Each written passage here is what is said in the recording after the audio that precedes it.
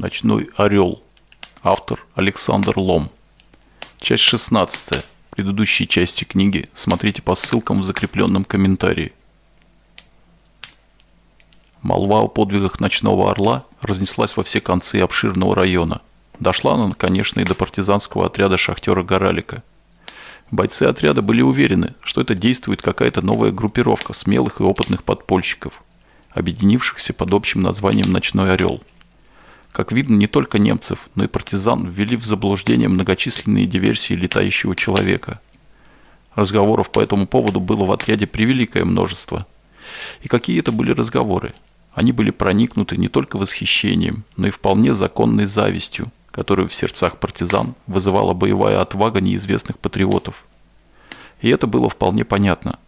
Ведь группа «Ночной орел» возникла недавно. Однако за неделю она умудрилась сделать больше, чем отряд Горалика за все время своего существования. Едва возникнув, она покрыла себя славой. По донесениям разведки, немцы вообще теперь перестали интересоваться партизанскими отрядами. Все свои силы они бросили на борьбу с группой «Ночной орел». Учитывая настроение, создавшееся в отряде, Локтев и Горалик решили осуществить ряд крупных диверсий. То обстоятельство, что оккупанты были всецело заняты «Ночным орлом», создавало благоприятную обстановку для активных действий широкого масштаба. Командиры отлично знали, что «Ночной орел» не новая подпольная группа, а их строптивый подопечный, летающий сержант Кожин. Но они молчали об этом, чтобы не дать распространиться слухам об этом удивительном человеке. Эти слухи могут дойти до немцев, и Кожин тогда не только потеряет преимущество внезапности и загадочности своих ударов, но и подвергнется серьезной угрозе попасть в смертельную западню. Горалик не скрывал своего глубокого восхищения Кожиным и его беспримерными дерзкими подвигами. В то утро, когда обнаружилось, что Кожин покинул базу, Горалик говорил вконец расстроенному майору: «Это ты сам виноват, дружище Локтев. Надо было сержанта приспособить к какому-нибудь немудреному делу. Парень он горячий, боевой. Такого заставь без дела сидеть, так он, пожалуй, спятить может. А у Кожина еще и это его летучесть. Ты представляешь, каково ему было выполнять твои приказы и соблюдать твои запреты? Кругом леса, небо, простор. Друзья-товарищи ходят на боевые дела. А тут сиди, словно ты арестант или паралитик какой-нибудь. Нет, майор, такое даже я бы не вынес. А Кожин в свои 22 года и подавно. Дал бы ты ему отдушину, позволил бы хоть в разведку по ночам летать. Он бы и успокоился, потому что был бы при деле. А теперь ищи-свищи его». Локтев молча согласился с доводами шахтера и лишь попросил его говорить в отряде, что сержант Кожин отправлен на особое секретное задание. Когда слава о «Ночном орле» стала греметь по всему району, Горалик открыто восторгался им и, оставаясь с Локтевым наедине, не забывал уязвить своего друга. «Ну что, майор, кто из нас мыслит по-государственному? Мы с Кожиным или ты? Ведь Кожин-то герой, а? Герой или нет?» «Что герой, я не отрицаю, но трибунала ему все равно не миновать», — сухо отвечал Локтев. «Врешь», — кипятился Горалик. «Ты просто дразнишь меня. Какой трибунал? За что?» «За злостное нарушение воинской дисциплины, за невыполнение приказов в боевой обстановке, за самовольный уход из части, за анархистское поведение, за срыв мероприятия государственной важности. Ты, Горалик, партизан и рассуждаешь по-партизански. По-твоему, разбьет фашистов, значит и хорош? А ведь Кожин боец Красной Армии и к тому же комсомолец. Он обязан подчиняться уставу, дорожить честью бойца. За подвиги его, конечно, следует наградить, но за анархистские настроения и действия строжайше наказать». «Не верю. Нельзя Кожина наказывать», — загремел Горалик. «Но как ты его накажешь, если он единственный на земле человек, умеющий летать? Как ты его накажешь? Расстреляешь? В тюрьму посадишь? Чепуха все это. С такой редкой птицей надо обращаться бережно. К нему твои мерки неприменимы». Где-то в глубине души Локтев понимал, что Горалик прав, но признаться в этом ему было трудно, и поэтому возражения его звучали далеко не столь убедительно, как ему хотелось. «Не увлекайся им, Горалик, с Кожиным еще будет серьезный разговор». Его способностью заинтересовалась Москва. Я получил приказ о немедленной отправке его в распоряжение столичных ученых, а он сбежал. Своими сумасшедшими налетами на фашистов он старается оправдать свой поступок, но это не поможет ему. Рискуя своей жизнью, он наносит вред советской науке, а стало быть и советскому государству. Вред, Кожан наносит вред? Ну, майор, это уж ты преувеличиваешь. Нисколько. Вред, потому что это время можно было бы использовать гораздо лучше. Что он сделал? Ну, пустил в расход 2-3 сотни фашистов, взорвал мост, эшелон пустил под откос, поджег несколько складов, доликвидировал с десяток самолетов в полсотни машин и освободил пленных советских офицеров, которые вернулись в строй и снова бьют фашистов, вставил Горалик. Правильно, согласился Локтев. И тем не менее, это не оправдывает его уход из части, не оправдывает риск, которому он себя подвергает. Все это было бы сделано и без него. А вот изучать причины, благодаря которым человек может летать без Кожана, никак невозможно. Если Кожан из-за своей безудержной лихости погибнет, науке, всему человечеству будет нанесен такой урон, что и представить себе трудно. Даже если Кожан сделает в 1000 раз больше, но в конце концов все-таки погибнет, он не оправдает себя этим перед современниками. «Сухарь ты, майор, вот что я тебе скажу», — хмуро заявил Горалик. «Может, ты и правильно все говоришь, но слушать тебя тошно. По-моему, ты забываешь о самом главном, о том, что Кожан не птица, а живой человек. Если бы ты думал об этом, Кожан не ушел бы из отряда. Любой, даже самый ценный для общества человек, имеет право поступать так, как ему велит его человеческая душа. Вот у вас был великий поэт Пушкин. Ты что, не пустил бы Пушкина на войну, если бы он рвался сражаться за родину?» «Не пустил бы», — не колеблясь ответил Локтев. Видя, что майора не переспорить, Горалик огорченно крякал и переводил разговор на другую тему. Споры эти велись ежедневно, никогда не приводили к согласию. Однажды во время подобного разговора Локтев сказал: «Вот что, друг шахтер, восхищаться Кожаным, молиться на Кожана я тебе не возбраняю. Это твое личное дело. Но помимо личного, есть еще и дело государственное, народное, которому мы оба служим. А для пользы этого дела нам необходимо как можно скорее связаться с Кожаным и убедить его, чтобы он прекратил свои гусарские выходки и делал то, что ему положено делать». С таким подходом к делу Горалик согласился. «Ты, майор, в самую точку попал. Связаться с ним нужно. В любом случае. Только как это сделать? Он ведь летучий. Трудно даже представить себе, как он живет, где спит, куда прячет трофейное оружие. Это будет трудная задача». «Трудная, но выполнить ее надо. Скоро к нам должен прилететь видный ученый из Москвы, профессор. Специально для того, чтобы заняться Кожаным, убедить его вернуться, не дать этому сумасшедшему пропасть, за здорово живешь. Стыдно будет, Горалик, если мы к приезду профессора не сумеем хотя бы связь с Кожаным наладить. Базу его искать надо. Базу. База у него, скорее всего, где-нибудь в горах. В населенных пунктах ему опасно оставаться». «Это верно. Вот и прикинь, где он мог устроить базу. Ты ведь лучше меня знаешь здешние горы». Горалик сгреб в кулак свою великолепную черную бороду и крепко задумался. «Задачу ты мне задал, майор. А впрочем, почему бы и не прикинуть? Если бы это мне довелось летать, как наш друг Кожан, и пришлось искать, где бы соорудить базу, я бы выбрал для этого чертов палец. Самое подходящее место». «Что это за чертов палец?» «Скала такая, а вернее высокий каменный столб. Высоты в нем 200 метров, стороны отвесные, как стена. Ни один человек не забирался на его вершину. Один скалолаз из Праги пытался в 36-м, да сорвался бедняга с половины и расшибся насмерть. Так этот чертов палец до сих пор и стоит непокоренный. Одни птицы на нем гнездятся. Лучшей базы Кожаным не придумать. А что там на вершине-то? Пещера, что ли, какая есть? Или так просто гладкое место? А кто его знает? Снизу не разобрать. А с соседних гор тоже не видно, потому что далеко. Да ведь это не важно, есть там пещера или нет. Одному человеку большой дыры не нужно, всегда можно выдолбить. К тому же Кожан-то шахтер, подрывник, небось, сумеет заложить взрывчатку и сделать себе пещеру, если природа не позаботилась. Ну хорошо, а где находится этот чертов палец? Да как тебе сказать, где Медвежий Лог, знаешь? Знаю. Так вот, ежели миновать Медвежий Лог и взять направление на гору Белый Горб, то километров через 20 и наткнешься на чертов палец. Далековато. Это нам с тобой далековато. А Кожану пустяки, 5 минут и он дома. Что правда, то правда, сказал майор. Надо будет понаблюдать за этим чертовым пальцем. Горалик попал в самую точку. Его предположение относительно возможной базы летающего человека оказалось совершенно правильным. Да и неудивительно. В окрестных горах не было для такой базы более удобного места, чем одинокий каменный столб, прозванный чертовым пальцем. Кожан обнаружил его не сразу. Первые ночи, возвращаясь с боевых операций, он усталый и голодный подолгу кружил над пустынными горами в поисках надежного убежища. Ничего не подыскав, он пристраивался для отдыха где-нибудь на дереве. Ну что это за сон? Привязанный ремнями к стволу, он не столько спал, сколько дрожал от холода.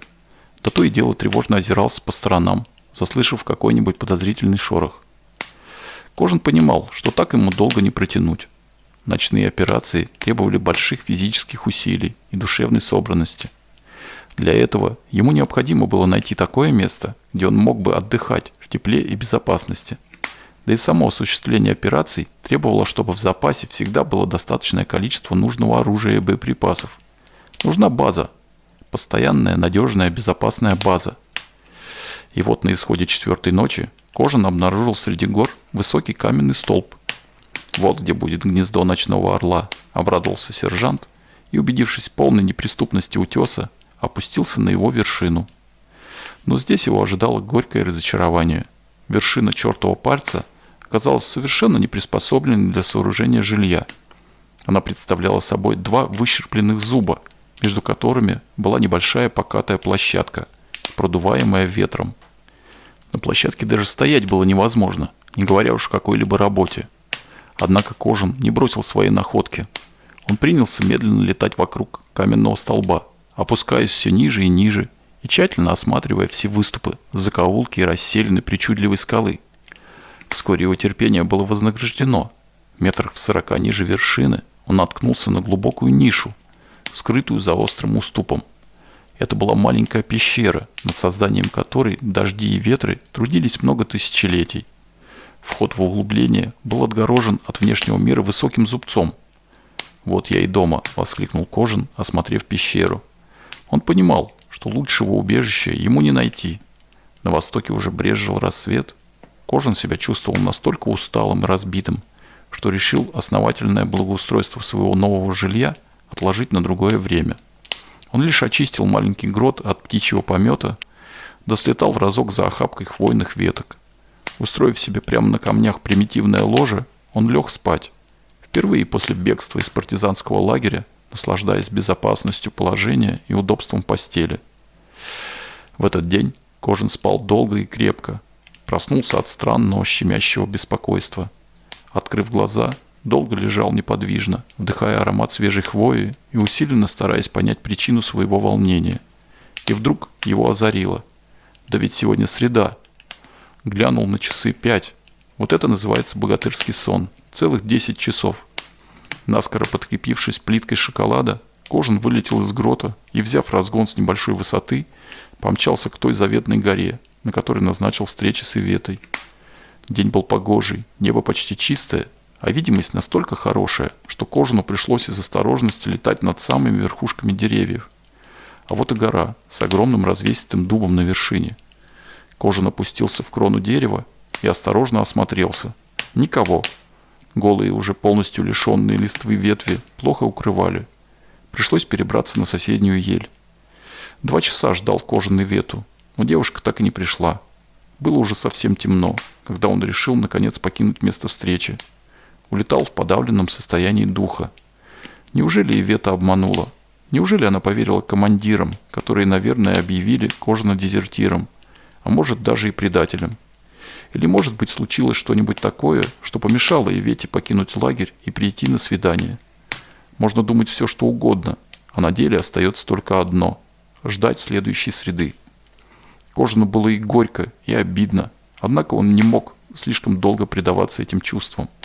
Новые заботы вскоре отвлекли его от печальных мыслей. У него теперь есть собственный дом. Этот дом надо устраивать, отделывать, превращать из пустой холодной пещеры в настоящее гнездо ночного орла. В гнезде должно быть все – и постель, и еда, и тепло, и даже склад боеприпасов, необходимых для ночных вылазок. Но все это нужно где-то и как-то достать, пользуясь своими возможностями.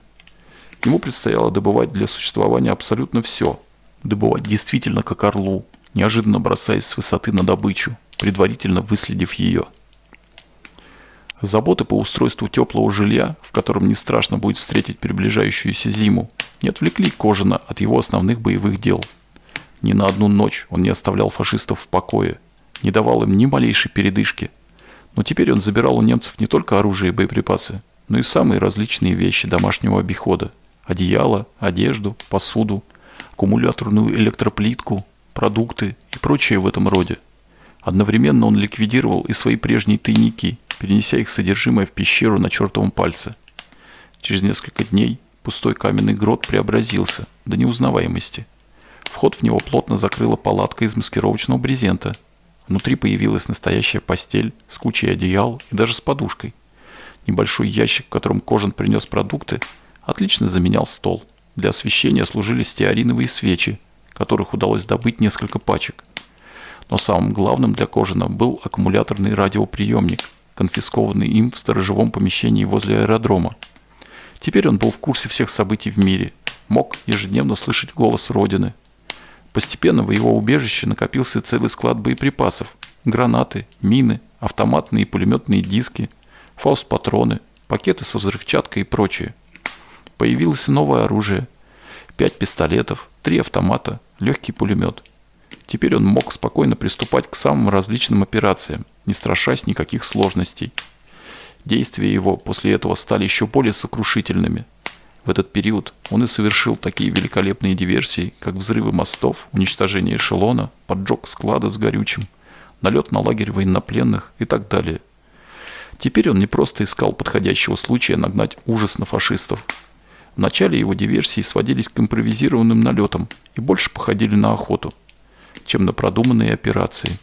Теперь же он заранее придумывал каждую очередную диверсию, собирал необходимые данные о намеченном объекте, искал самые действенные приемы для его уничтожения. Возвращаясь под утро после очередного дела, он тщательно анализировал свои действия, восстанавливая весь ход событий, и тем самым совершенствовал тактику своих небывалых в военном деле воздушных ударов. Для учета причиняемых фашистам потерь он завел дневник, который ежедневно записывал лаконичные данные о своих боевых успехах, набрасывал контуры новых задуманных операций. Если ему удавалось проникнуть в штаб какой-нибудь части, он теперь не просто убивал, уничтожал, сжигал, а старался захватить карты и документы, из которых узнавал потом о намерениях и планах гитлеровцев. Важность некоторых из захваченных таким образом документов навела Кожина на мысль, что они могут представлять ценность не только для него самого, но и для партизанских отрядов и даже для командования Красной Армии. Он понял, что оставаться в полной изоляции ему нельзя, что связь с людьми, участвующими в кровопролитной войне против фашизма, ему просто необходима. Таким образом, к личным мотивам, побуждающим его желать встречи с любимой девушкой, присоединились мотивы, продиктованные сознанием своего патриотического и воинского долга. Теперь он ждал встречи с Иветой с еще большим волнением. Наконец, долгожданная среда приблизилась. Накануне ночью Кожин работал с особенным азартом. Он совершил дерзкий налет на штаб дивизии в Б, расстрелял нескольких фашистских солдат и офицеров, подорвал сейф и похитил из него целую пачку секретных документов. Перед тем, как скрыться, забросал караульное помещение штаба гранатами. В другом конце района он в ту же ночь поджег из фауст-патрона фашистский танк, стоявший во дворе казармы. Вернувшись в свое убежище, Кожин долго не мог заснуть. Нервы его были взвинчены, сердце никак не хотело успокоиться. Ведь этим вечером ему предстояло убедиться в верности его дорогой ветушки, а кроме того наладить связь с партизанским отрядом и передать для Локтева и Горалика первый ценный подарок – добытые этой ночью секретные документы фашистского штаба. Во второй половине дня, когда командиры разрабатывали для своего отряда новую боевую операцию, в дверь штаба, робко постучавшись, вошла Ивета. «Вам что нужно, сестра?» – недовольно спросил Локтев. «Я к товарищу Горалику. Товарищ Горалик, позвольте мне сегодня отлучиться из лагеря часа на 3. От 5 до 8 вечера», – скороговоркой проговорила девушка, и вся при этом залилась краской. «Отлучиться из лагеря? Куда же это ты собираешься?» – удивленно прогудел Горалик. «Мне тут недалеко, в лес, в одно место. Это близко, километр 3-4, не больше. Я быстро обернусь и к 8 уже снова буду здесь. У доктора я уже отпросилась». «Погоди, у доктора. Скажи-ка лучше, зачем тебе в лес понадобилось? Может, ты наслушалась разных россказней и собираешься на поиски ночных орлов?» Что вы, товарищ Горалик, у меня личное дело. Ах, вон как, личное. Тогда проходи, садись. Вот так. А теперь, сестра Ивета, слушай. У партизан не бывает личных дел. Они не смеют отлучаться из отряда, если командир не знает, куда и зачем они идут. От этого зависит наша общая безопасность. Уловила? Да, товарищ Горалик.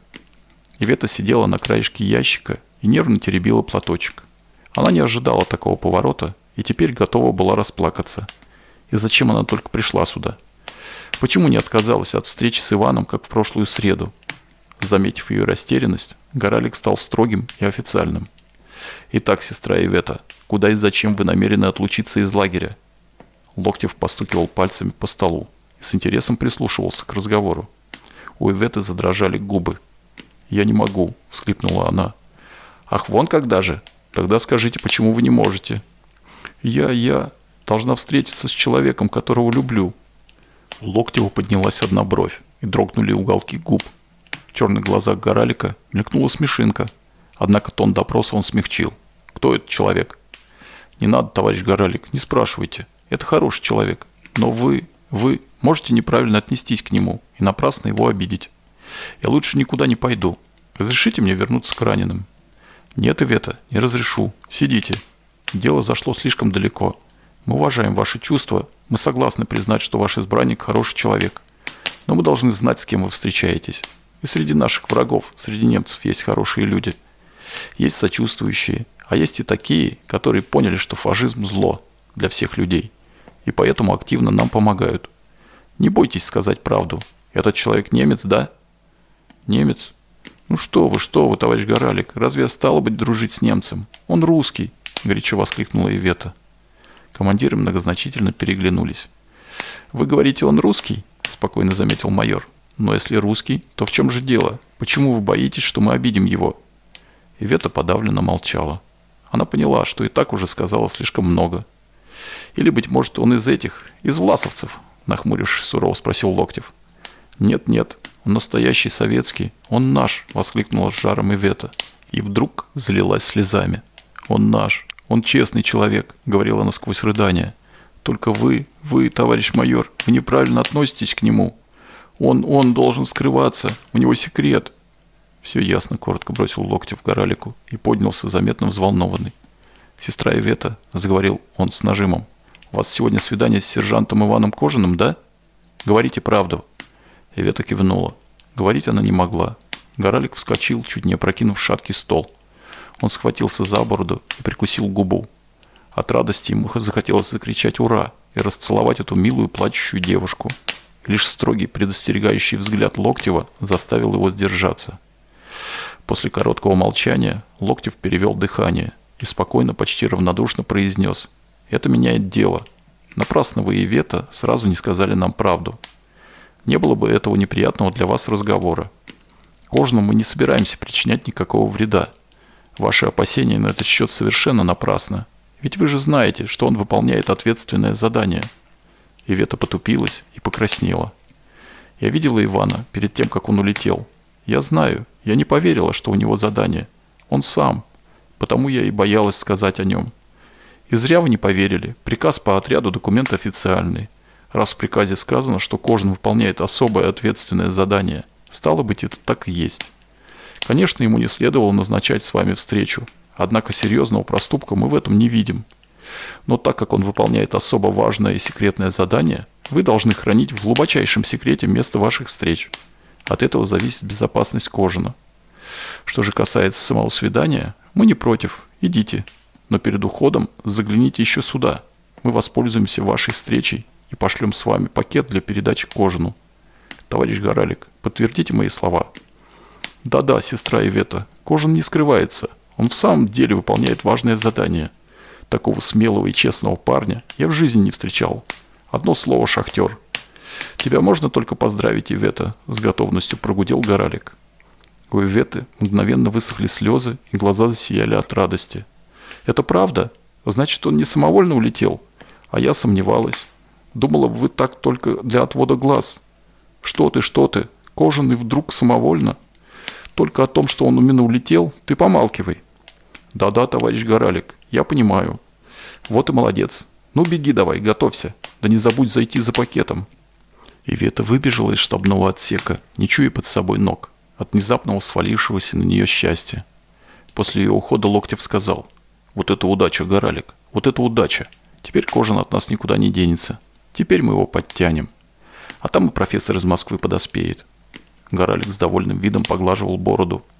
«Здорово получилось, ничего не скажешь. Мы тут думаем, голову себе ломаем, а решение вот оно, рядом ходит. До чего же, майор, интересно иногда в жизни получается. Казалось бы, что такое любовь? Уж такое личное дело, что дальше некуда. А смотри-ка, выходит, что иногда и любовь помогает решать важные государственные задачи. Ты согласен со мной?» «Согласен, Горалик».